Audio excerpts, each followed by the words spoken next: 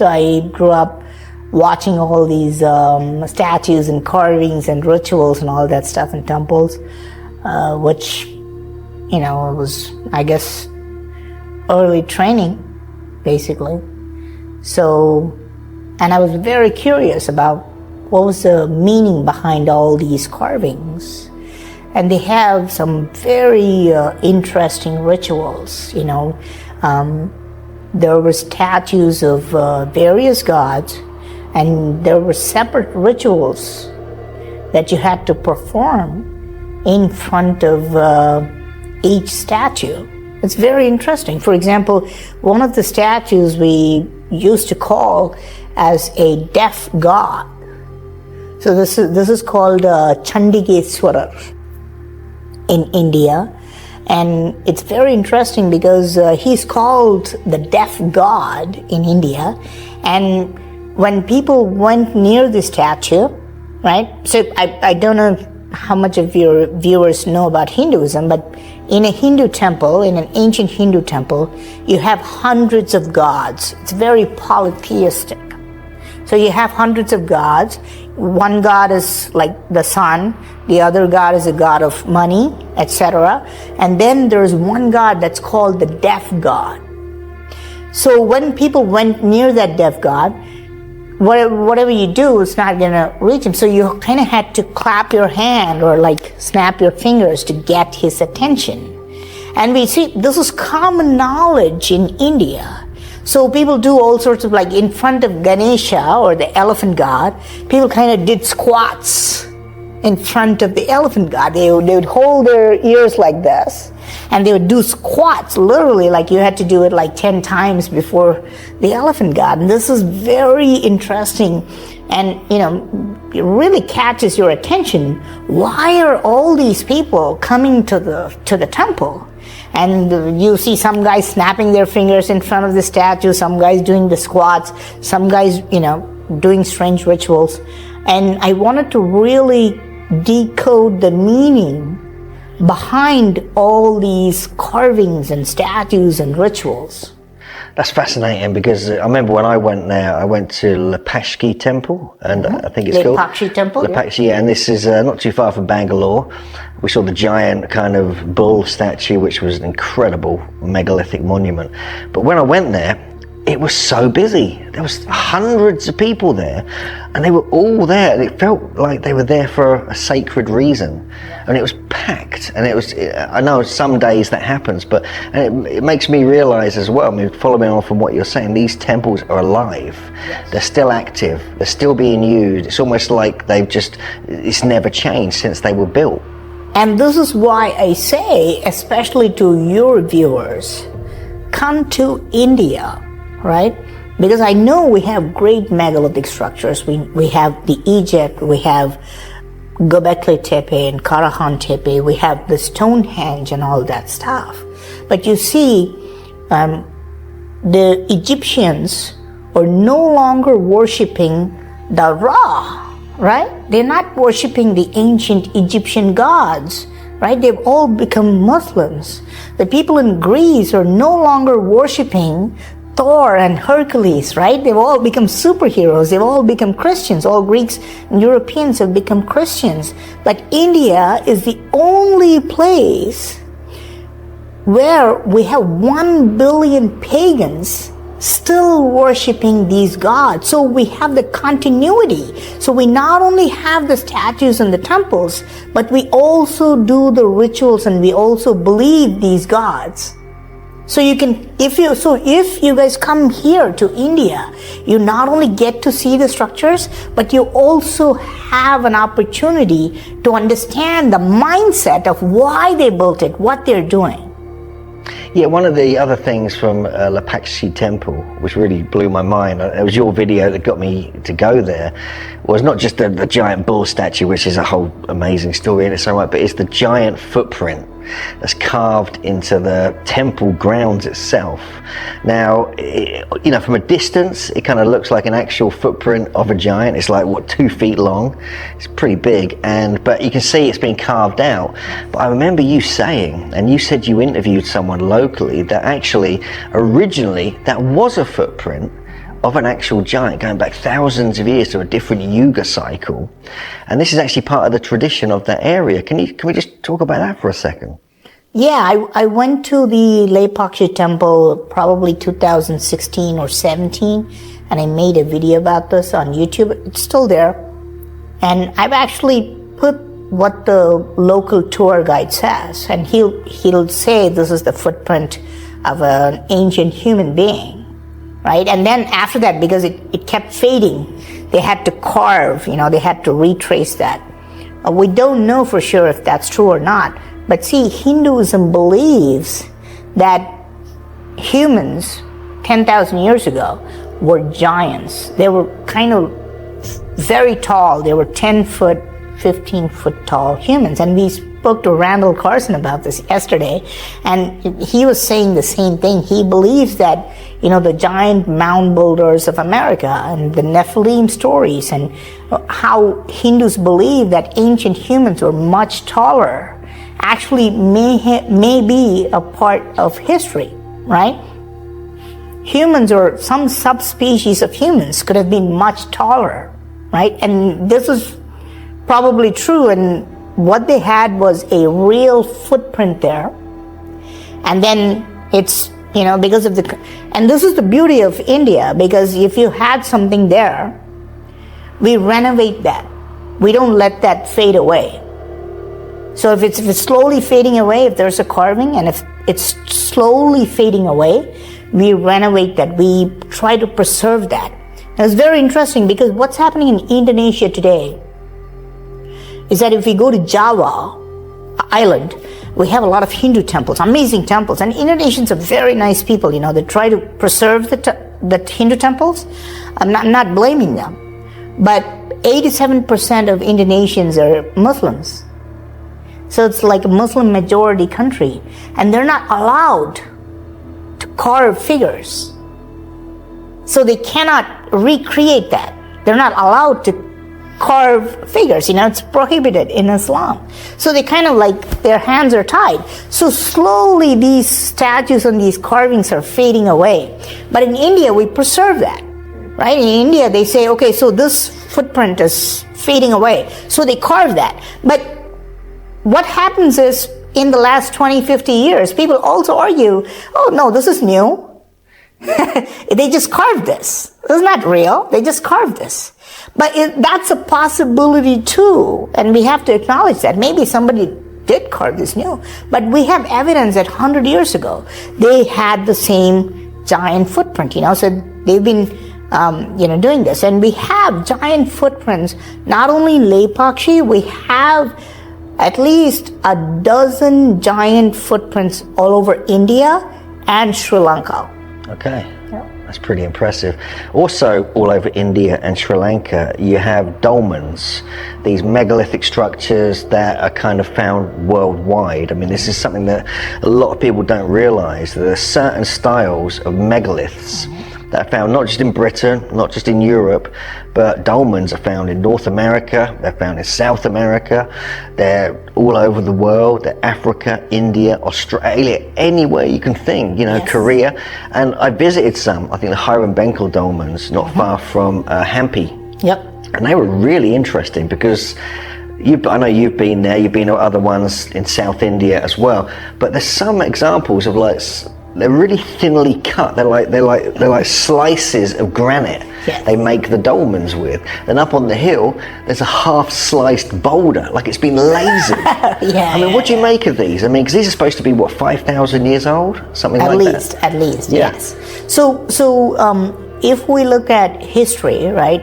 Today's history starts from yesterday, because today it's just news, right? Yesterday, the history starts and goes back to 3,200 years. But dolmens, cairns, stone circles, they're prehistoric monuments, right? Because we don't have any written record of why they were created. And you are absolutely right.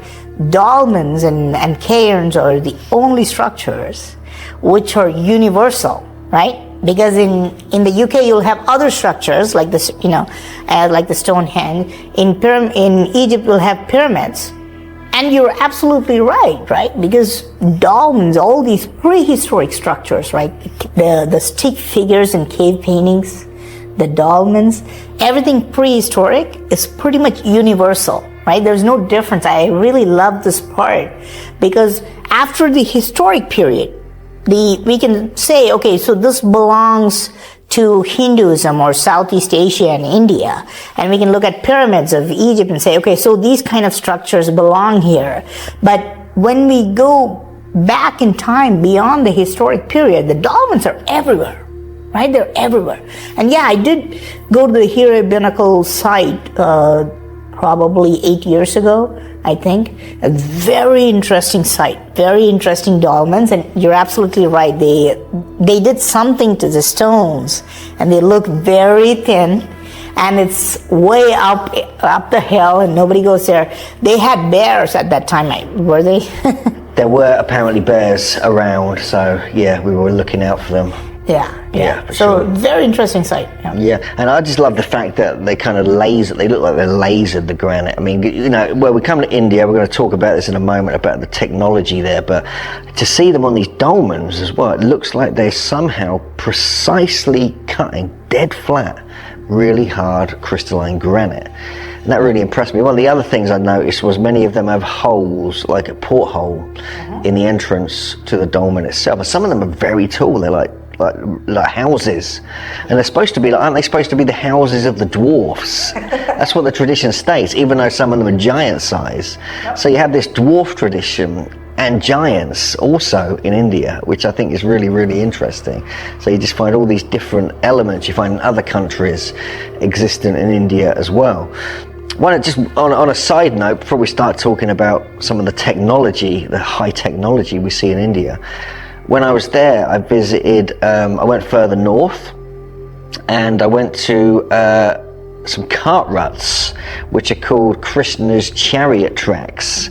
That was way up north. It was before you went to Bodh Gaya. It was kind of that general area around there, and I couldn't believe it. These cart ruts, one set of cart ruts, moving at an angle across this carved out of basalt though, not limestone. But again, these are universal. These are in Malta. These are in the Azores, even in Texas. They're all over the world, and so I'm just blown away to find little anomalies like that, you know. But here they're applied to the ancient kind of Vedic texts, and they talk about this is the area where Krishna went through in his chariot, and it was so hot it burnt them, and there's a whole story associated with it. You don't really get that in other cultures because the traditions have been lost. Yeah. So I find that fascinating. I mean, what do you make of, you know, anomalies like that in India? Yeah, because there's not a single site, I don't think, that's not related to the gods. Because Krishna's butterball is like a huge round rock. It's huge. This is in Mahabalipuram. This is called Krishna's butterball. It's related to Krishna. Yeah. And the bridge between Sri Lanka and India, this is called Rama's bridge or Ram Setu, you know.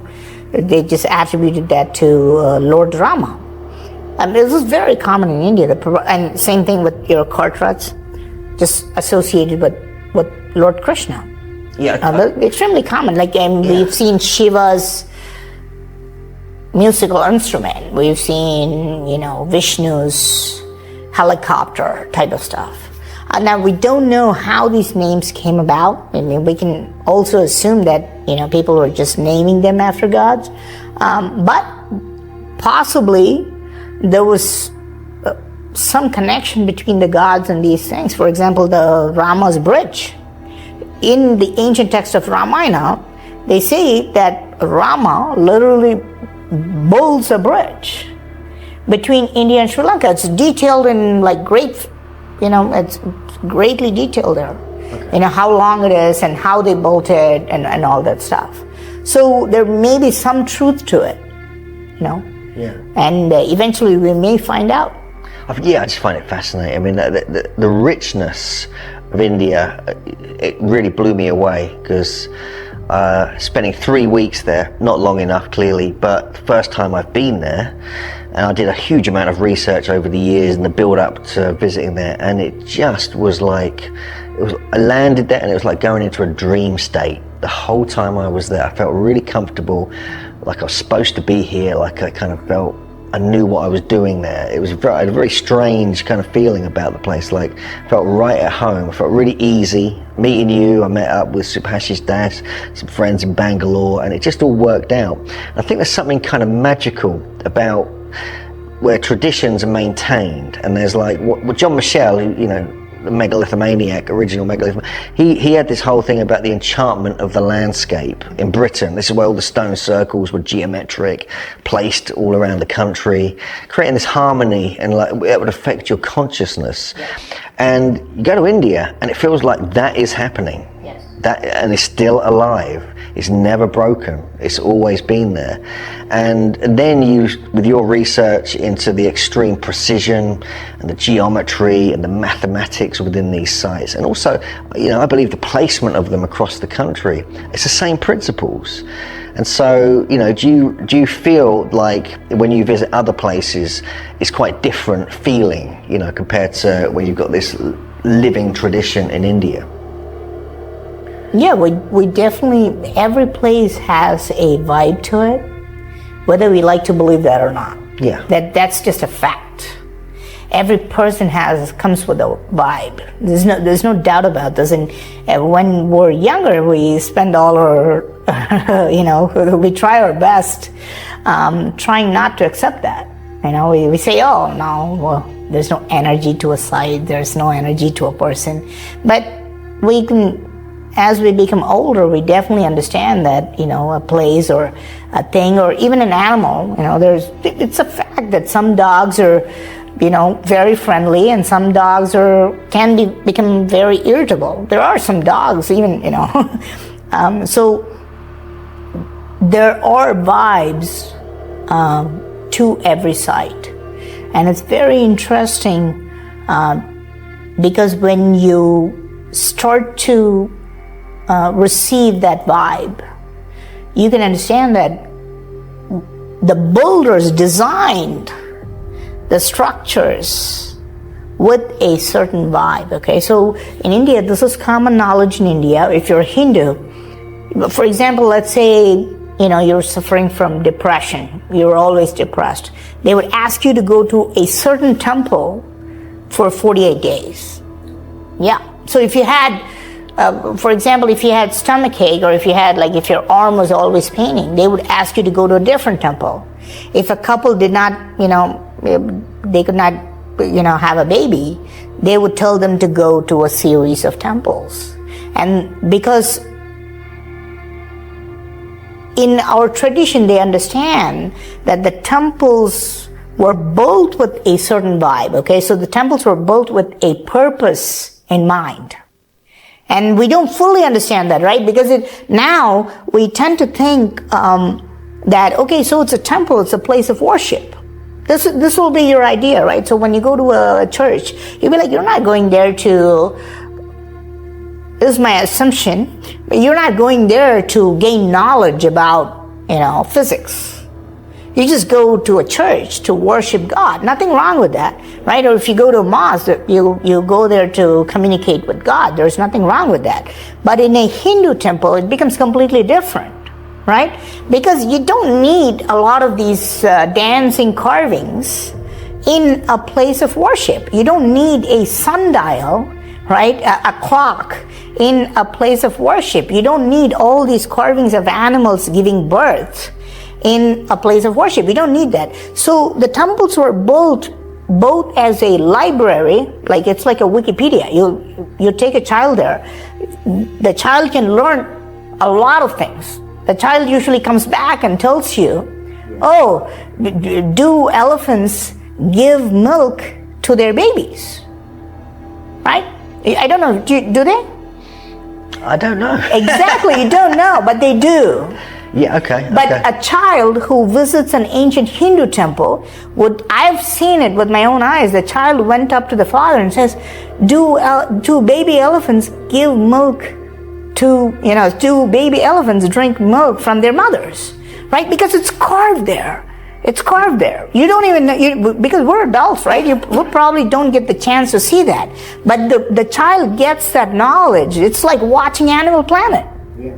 So it's almost like these are kind of knowledge buildings as well. These are like kind of almost like they're there to kind of teach. They're there to kind of give information. So this is incidentally very interesting because I believe that's the same case at Göbekli Tepe and Karahan Tepe in southeast Turkey.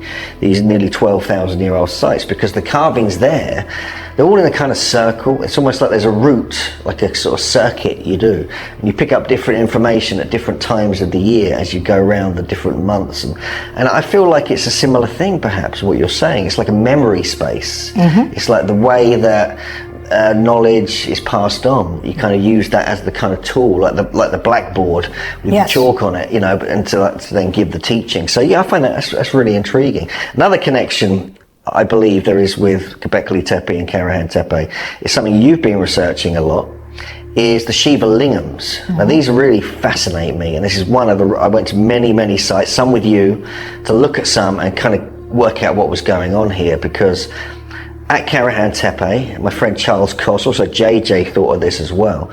It looks like it's like almost like a lingam style kind of pit, the structure AB, or the pillar shrine, where it has these 10 upright pillars carved out of solid bedrock with a serpentine one and also a head coming out the side. Mm-hmm. And it's very much like a lot of us believe it's like a lingam, like a Shiva lingam. It's got the water in it, it's got the channels coming out of it, it's got the phallic symbolism, and everything else, possibly Shiva or a god coming over overseeing it. It's got serpents on his neck. Like, doesn't Shiva have serpents around his neck sometimes? Yes, Shiva does have serpents around. So it's a very similar idea. And so and with earlier researchers, they've drawn connections between these two different great cultures as well. So can you give us a bit of background on the Shiva lingam and about why it's important and linked with these sites? Okay, so the lingam is perhaps the most discussed type of statue in all of Hinduism. They're still discussing it. They're still going to discuss that 1,000 years from now. There's no doubt, right? Now, according to mainstream and traditional archaeology, the lingam is a phallic symbol. Okay, it's a symbol of masculine energy, if you want to put it that way. And they're also saying that the yoni, the base, is a symbol of feminine energy. Okay, in some places, for example, in some parts of Indonesia and in newer temples. When I say newer temples in India, that means 500 years old. Okay, that's new in India. We can see that some people have kind of adapted, like they've adopted that phallic symbolism onto the lingam. They've made it look like a human phallus.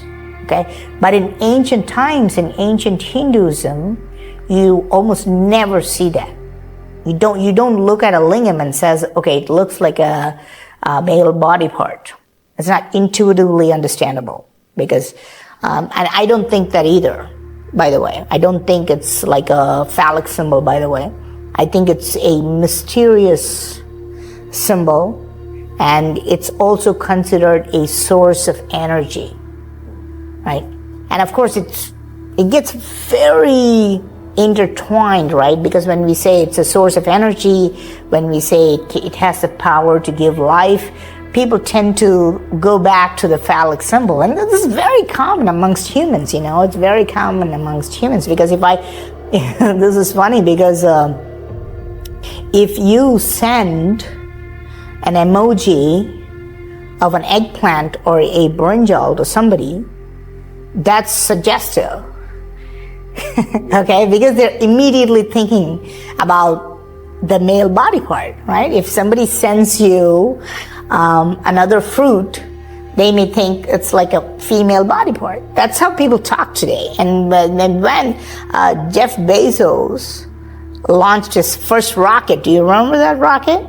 Like the internet went nuts because it looked like a male body part. They were kind of like, they were pixelating that.